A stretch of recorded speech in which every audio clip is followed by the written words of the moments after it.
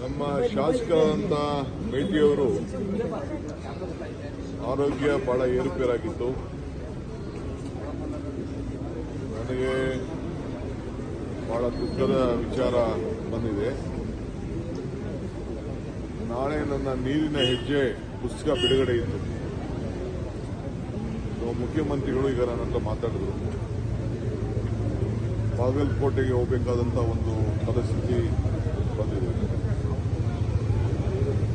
So ಅದಕ್ಕೆ ನಾವು ಆ ಕಾರ್ಯಕ್ರಮವನ್ನು, ನೀರಿನ ಹೆಜ್ಜೆ ಪುಸ್ತಕ ಬಿಡುಗಡೆ ಕಾರ್ಯಕ್ರಮವನ್ನು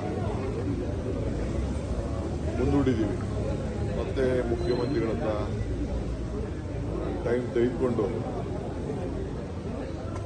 ಆ ಕಾರ್ಯಕ್ರಮವನ್ನು ಕೊಡ್ತೀವಿ. ನಮ್ಮ ಮೇಟಿಯವರು ಬಹಳ ಆತ್ಮೀಯರು. ಸಿದ್ದರಾಮಯ್ಯನವ್ರ ಜೊತೆಯಲ್ಲೇ ನಮ್ಮ ಪಕ್ಷಕ್ಕೆ ಬಂದು ಸೇರಿ ಮಂತ್ರಿಯಾಗಿ ಕೂಡ ಕೆಲಸ ಮಾಡಿದವರು, ಶಾಸಕರ ಕೆಲಸ ಮಾಡಿದವರು. ಸೊ ನನ್ನ BTD ಅಧ್ಯಕ್ಷ ಕೂಡ ಈಗ ಕೆಲಸ ಮಾಡ್ತಾ ಇದ್ದಾರೆ. ಭಗವಂತ ಅವರಿಗೆ, ಅವ್ರ ಕುಟುಂಬದವ್ರಿಗೆ, ಅವ್ರ ನ್ಯಾಯಕ್ಕೆ ಕೂಡ